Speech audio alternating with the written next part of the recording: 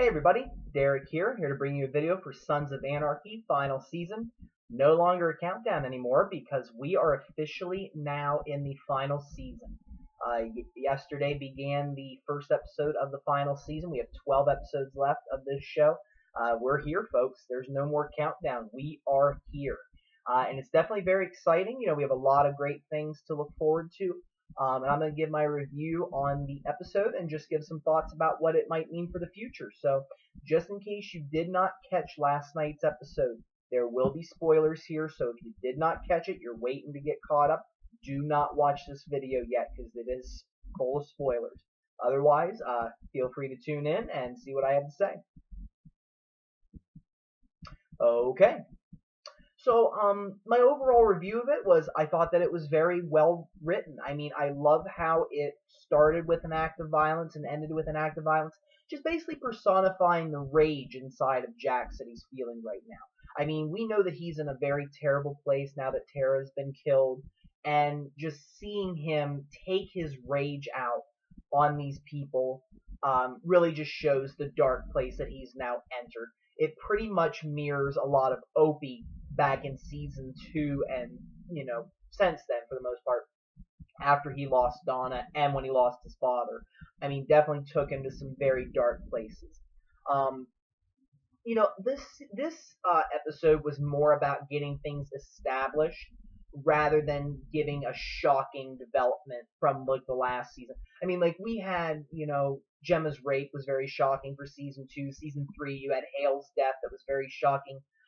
Season 4, you had them killing the Russians, which definitely was something left over from a previous season. Season 5, the burning of Tig's daughter. I mean, it was a lot of very dramatic scenes, and I feel like this one definitely did a good job of setting things up. Because you really had a lot of unanswered questions going into this episode, but I really think they did a great job of setting up just exactly what this final season is going to be about. And it takes place about 10 days after the events of season 6, I believe, and Jax was in jail on a parole violation. They were checking to make sure that he didn't kill Tara and Roosevelt. I mean, hey, they found him at the scene of the crime. They figure, hey, he may have done it, but there was no evidence that he did, and obviously we know he didn't do it. And while he's inside, he mates an alliance with the Aryan Brotherhood, played by Marilyn Manson's. Marilyn Manson plays the character. I think the name was Tully for the character. Marilyn Manson did a great job. I think that he was meant for this role. I think he fits in very well with the Sons of Anarchy ideal. He looks like the guy that can personify somebody in Sons of Anarchy. He definitely has the look. He has the attitude. Definitely did a great job. I definitely applaud Marilyn Manson for his role. And I just think that it set up a lot of what Jax is trying to do. And I feel like, Jax at least has not totally abandoned all hope for the club. If anything, the only thing that he has going for him right now is the club. And that's it. He even said it, he's like, I've lost the woman I love. I'm not losing this club too. Now, we know that it's really going to be a balance, in my opinion, between whether Jax is going to stick with this idea or whether he's going to end up tearing the club apart with his revenge. Because the thing is back in season 2, when it came to going after Zobel, Jax was always about thinking about the smart thing to do. But is he really going about the smartest way of doing things right now? I'm not sure.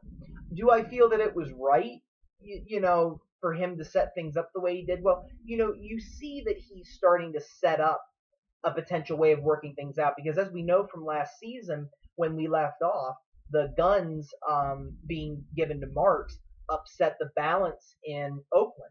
The Mayans and the Chinese have a bit of a disadvantage right now, because if the Niners get all these big high-powered guns, they can push right in there and distribute their heroin, whatever other business they have going on.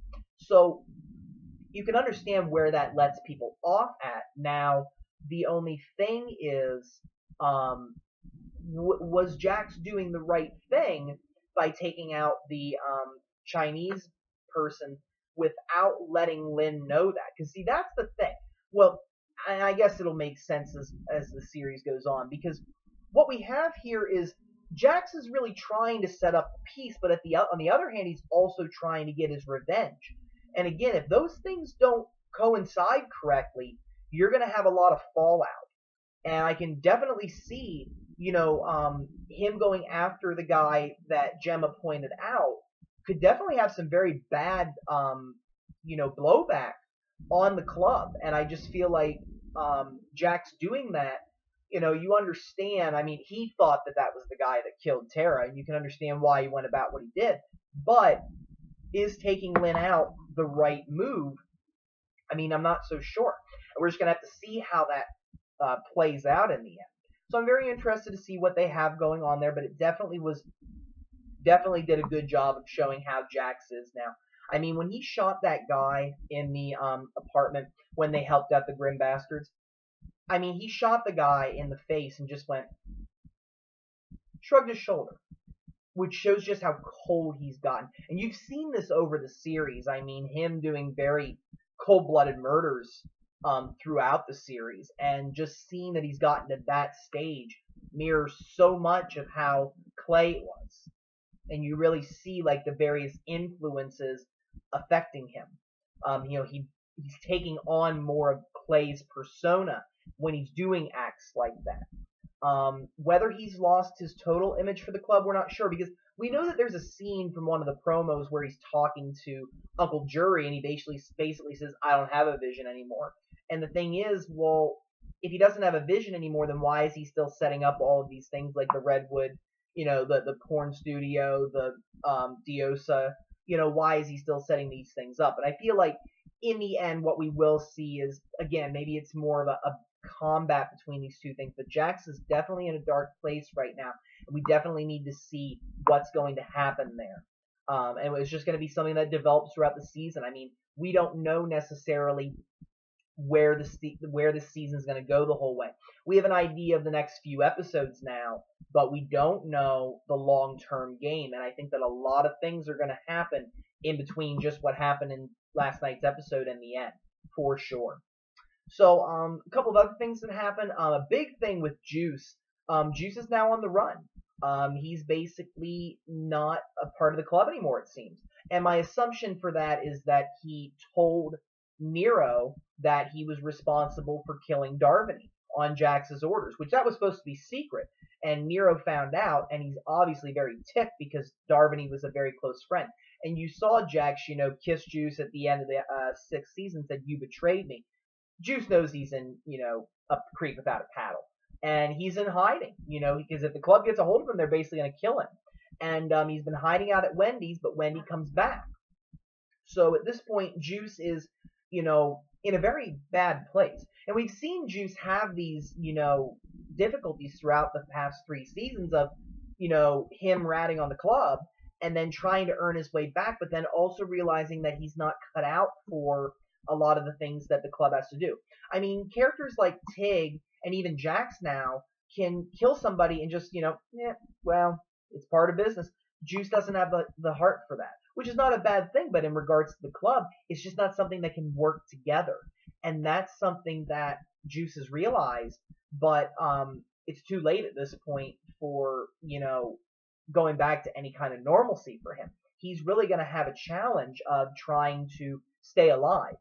And, he's hiding there. Gemma's helping him, paying him back for, killing Roosevelt, giving her a story to give to Jax, so that way Jax doesn't find out Gemma was the one that killed Tara. And basically, Unser comes over to the apartment when Wendy comes home and sees the bag there. And at this point, Juice has Unser at gunpoint. And we don't know what's going to happen. I mean, we don't know if he's going to kill him. We don't know if he's going to interrogate him, use him for something. We don't know. So we definitely need to wait for the next episode to find that. And then I may do a video on that by myself, getting a prediction. But definitely a lot of big things happening with Juice. And it'll definitely be interesting to see the story that he goes down in the series. We also have Gemma having a big role in this episode. I mean, she's basically doing what she can to cover her butt for killing Tara. But what's interesting is Gemma's way of justifying it, because you figure that you would see a very grieving woman who's changed, and you don't. What you see is someone who potentially became stronger as a result of Terra being killed. I mean, Gemma was pretty much subservient to, Terra for like the fifth and sixth season. Like once Terra got into the, queen power, if you want to call that, Gemma was really like playing second fiddle. Not, definitely was in a very hard place, especially after she, wrecked the car and hurt the boys. And then, of course, when Tara set up the abortion, not the abortion, excuse me, the miscarriage, and blamed it on Gemma. I mean, these are things, I mean, Gemma had a really tough time, and now we see Gemma back on top. And what we see is a stronger woman who's able to still look her son in the face and her grandsons in the face and just continue on with life. And she justifies that by saying it's for the family. And the way she's able to do that is just amazing. Because she just basically says, well, if Jax finds out that I killed Tara, not only did he lose his wife, he loses his mother, he loses any form of, the sons, Abel and Thomas, lose any strong female role in their lives, because God only knows if Wendy would be able to step into that role. And it's interesting the way that she justifies that. And then what I also found was really crazy was when she started talking right after the Chinese guy got captured. I forget his name. I don't know. I thought they named him, but I can't remember it. But whenever he was sitting in the kitchen tied up, you just see like her talking. She's like, yeah, I'm here, and I'm not trying to take your place. And it was almost like she was talking to Tara's ghost. And it was almost like she's trying to justify why she's doing that. I mean, Gemma calls herself a psychopath, but I don't know if it's necessarily totally that. I don't think she's nuts. I think that, again, that's a big burden to carry. I can't imagine looking at people in the face knowing that I killed somebody that they loved. I mean, I don't know how Tig was able to go so long as he did, looking Opie in the face saying, hey, I killed Donna.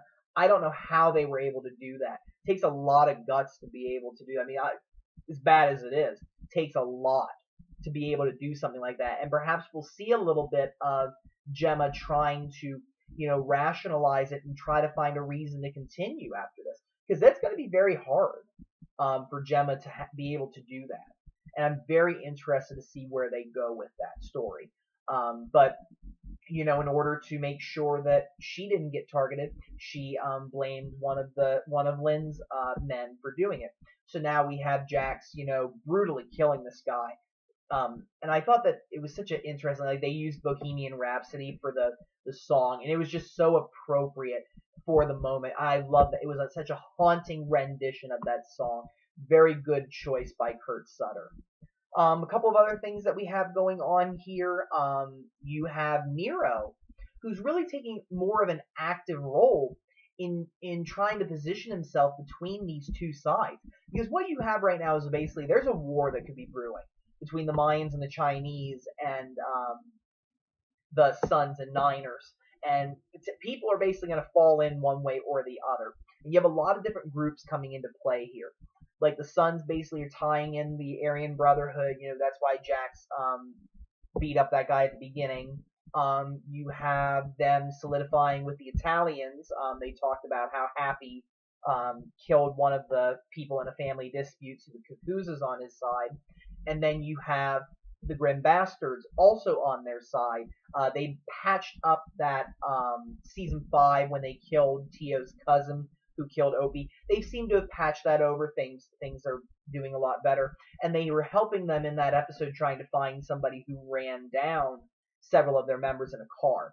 And I think that locking these alliances down is going to be very important, because if a war brews that, comes to Charming, they're going to need all the help that they can get. And what you have here is Nero trying to play the middleman. He's trying to find a way to make this all work. And I think he's legitimately actually trying to do that. I don't think he's playing Jax in any way. I think that he's honestly making a good faith effort to try to find a middle ground where all these groups can work together. Because for the past several seasons, they've been able to do that for the most part. I mean, we didn't really have that many problems with the Mayans in season 4, season 5. They had a little brush with the Niners, of course, at the end of the 4th season, but then Damon Pope and Augustus Marks set that straight.